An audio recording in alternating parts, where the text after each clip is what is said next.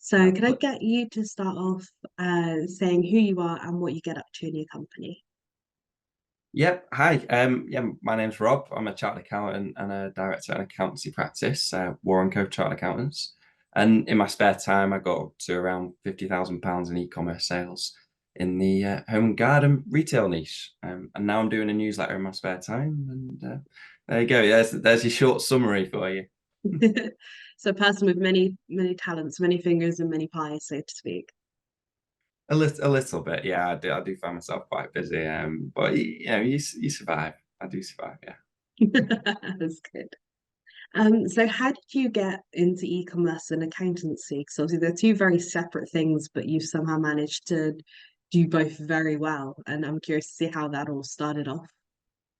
Yeah. So I'll start from the start. So it's a little bit of a somewhat interesting story, with a few different ducks and dives.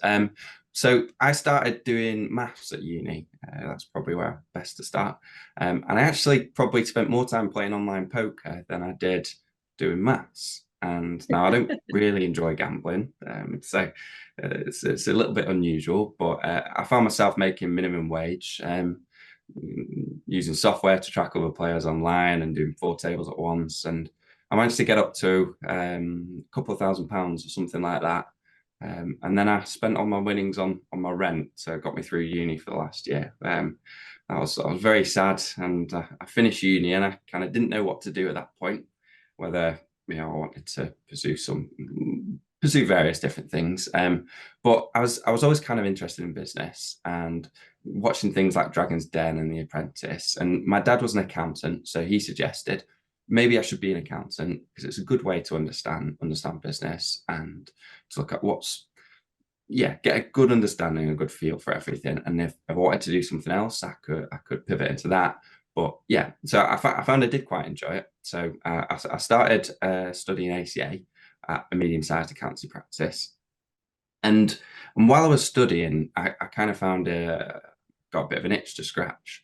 I wanted to try and get the ball rolling on a little side business. So I started a print-on-demand e-commerce business, selling t-shirts. And at that time, I had no idea what I was doing. Maybe I still don't. But yeah, so I quite enjoyed getting it started. And I managed to get maybe one or two sales doing Instagram and Facebook, but it didn't really go anywhere because I didn't really know what I was doing in terms of marketing.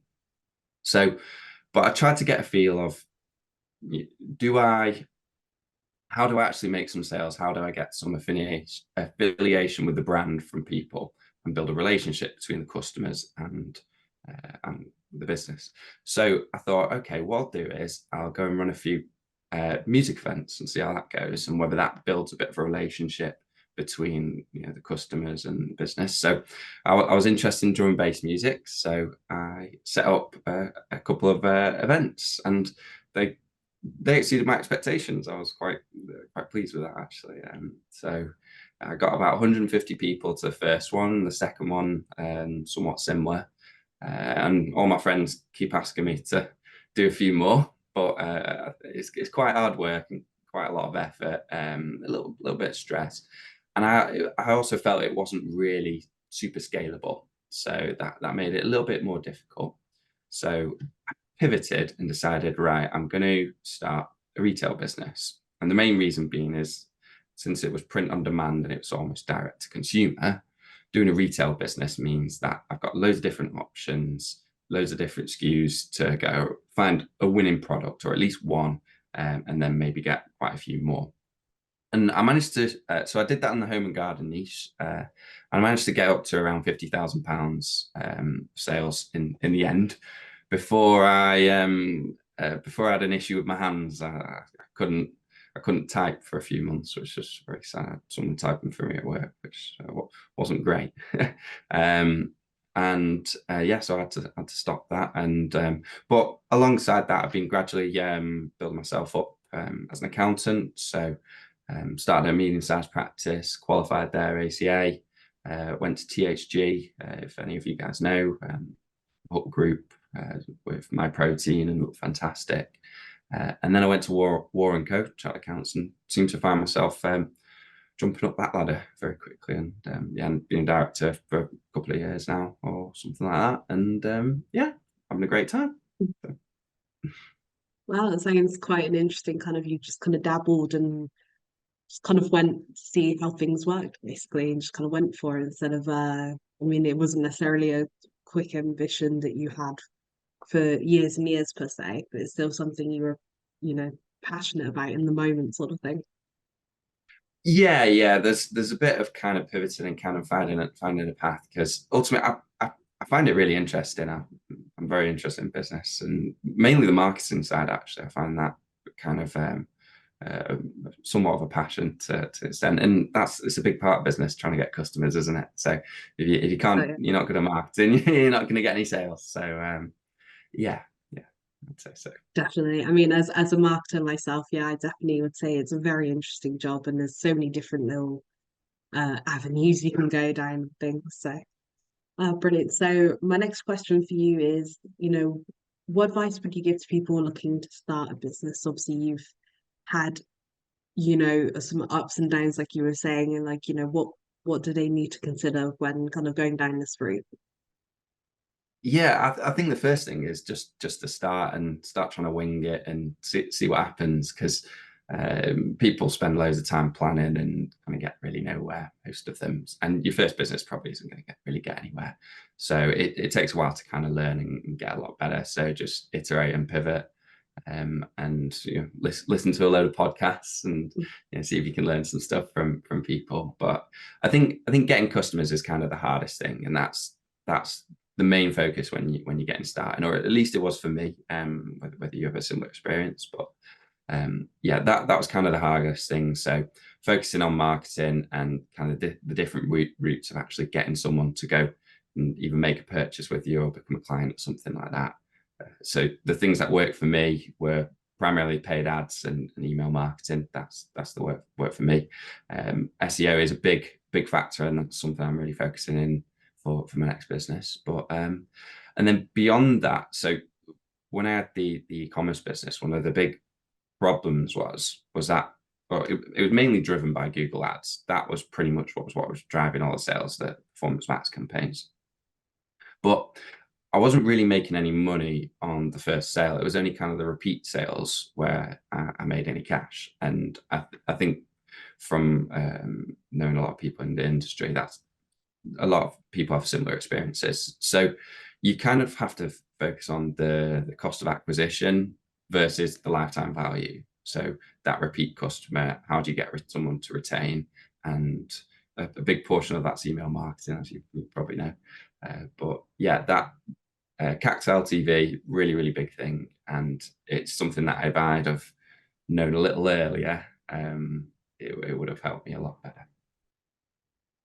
Definitely. I think as well, something that I've seen personally as a marketer is that um, I think people shouldn't have to necessarily try and go for all the channels, all the different avenues all at once, because you will kind of burn yourself out. And there's only so many. And also, like, depending on who you're targeting as a customer, like, email marketing might actually be like the perfect thing and might actually be kind of like the worst thing, you know. And I think people need to definitely do their research into kind of what marketing channels their customers use and then focus on those rather than try and do everything and have, like, you know, Threads, X, Facebook, Instagram, LinkedIn, TikTok, and then some, when actually Yes, a yeah. few of those can make the biggest bang. And at the end of the day, then you're not fully focused on that, as well as trying to run your business. Because I'm guessing, you know, if you start a business, probably going to be just you, maybe one other person if you're lucky, and try and work it Yes, up from you can there. drag someone else into it. Yeah, yeah. No, I agree. I agree. I do think you have to do a lot of experimenting, especially if you don't know what you're doing. You've got to try a lot of different things. But as soon as you find one thing that works, just double down it and just keep doing that over and over again until because a big part of the strategy of marketing is actually the intensity that you do it, isn't it? So if you're just dabbling in a load of different things, it's probably not going to get anywhere. But as soon as you kind of see some kind of traction in that particular channel, then double down and go a lot more aggressive on it and see what happens. Yeah, Yeah, I'm not the definitely. fountain of knowledge, but that's what worked for me anyway. I mean, that's definitely a good start. It's obviously, you know, once you find something good, stick to it. I think that's There should be a slogan on a t-shirt, to be honest. Yeah, I know. Yeah, I'm glad I didn't make that one when I had the t-shirt business, but maybe I should have. So obviously, Yeah. you were speaking about your e-commerce business, and would love to know kind of what are the pros and cons of doing it? So especially like with the cons, what kind of drawbacks do people need to prepare for, or at least just keep in mind when they kind of start on that? Because I think a lot of people think, oh yeah, I'm going to be successful, and they don't think about the kind of negatives that could come along or that could, creep up on them before you know it. They haven't prepared enough for disaster. Yes, yeah. Well, I'll speak kind of from experience, the challenges I faced. A big part of it is that you actually spend, especially if you're just starting, you find yourself spending a lot of time in fulfillment. So if you don't get a 3PL, a third party logistics warehouse, or have your own warehouse where you store some stock when you're starting, you're going to be picking and packing your own things, and you're going to be shipping it out, and then you're going to have to go to the post office or go to Tesco's to ship your parcels.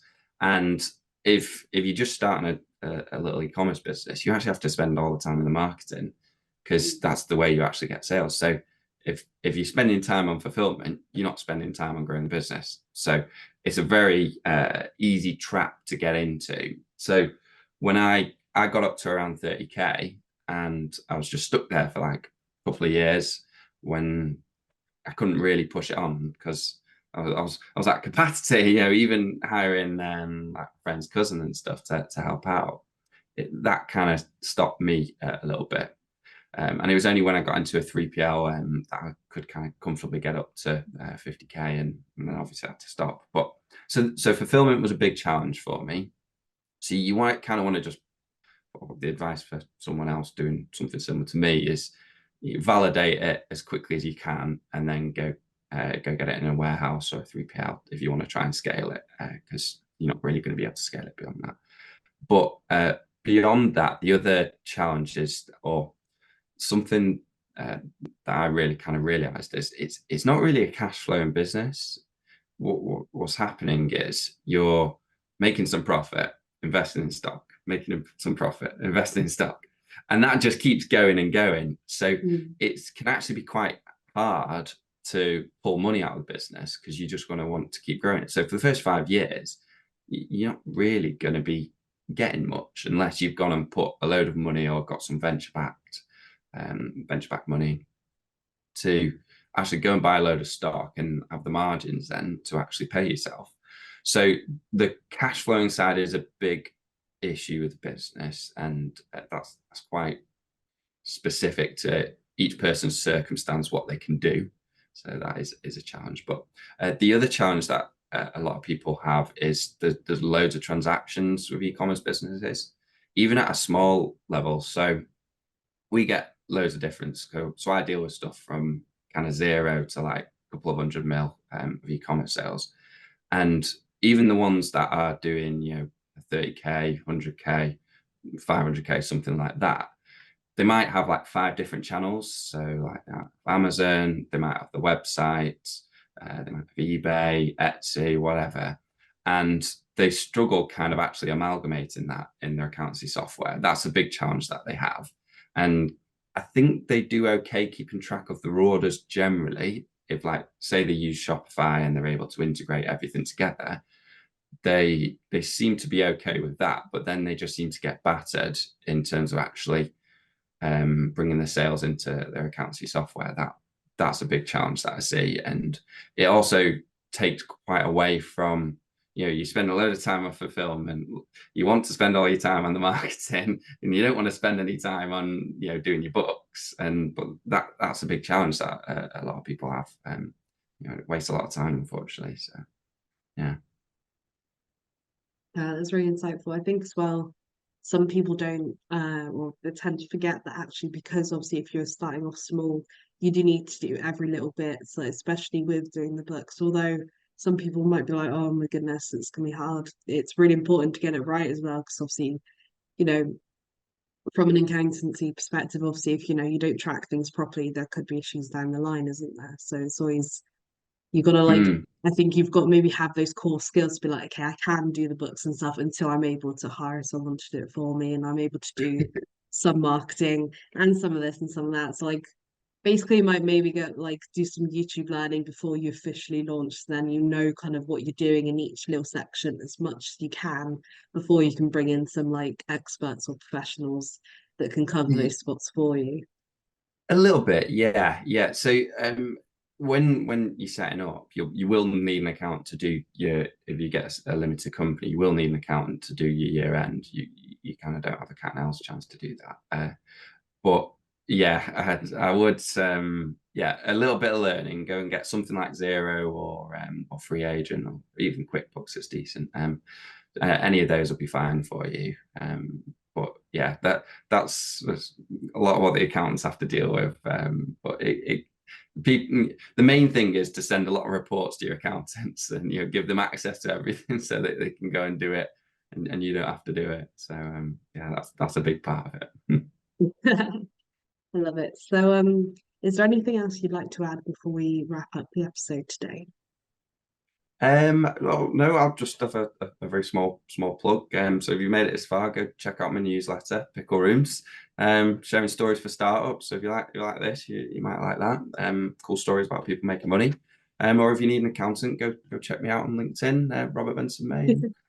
Thanks for having me, Dawn. Much appreciated. So thank you so much for your time today. I really appreciate it.